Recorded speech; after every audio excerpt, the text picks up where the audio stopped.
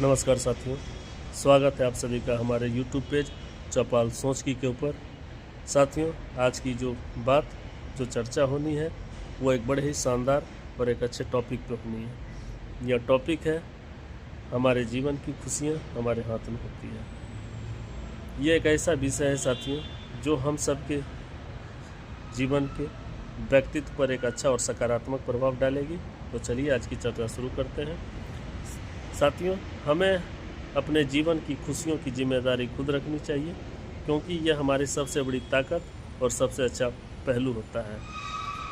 साथियों, आज के इस भाग दौड़ भरे जीवन में हमें हर दिन कोई ना कोई नई चुनौतियां आती रहती है, किंतु खुश रहना हमारा अपना चुनाव होता है। साथियों, हमारी मुस्कुराहट न केवल हमारे चेहरे के भाव को बदलती है, बल्कि अंदर मन को भी शांत रखती है। वह आसपास के माहौल को खुशनुमा व खुशहाल बनाती है।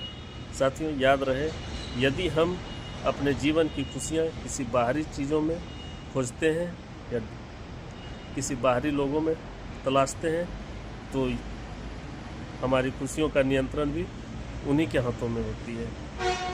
तो साथियों, परिस्थिति कोई भी हो, आवश्यकता है खुद पे नियंत्रण रखने की, खुद को संभालने की आवश्यकता है, खुद के अंदर खुशियों को ढूंढने की आवश्यकता है, खुद के अंदर आनंद भाव को खोजने की, और इन सब में से सबसे बड़ी आवश्यकता है कि हमें अपने विचारों में सकारात्मकता का भाव फैलाने की।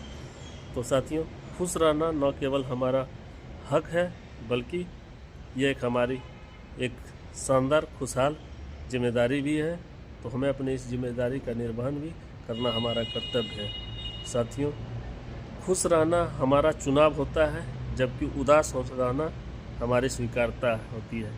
तो प्रयास हमारा होना चाहिए कि हम स्वीकार ना करें, हमें चुनाव करने की जब मौका मिले तो हमें चुनाव को ही ढूंढना चाहिए।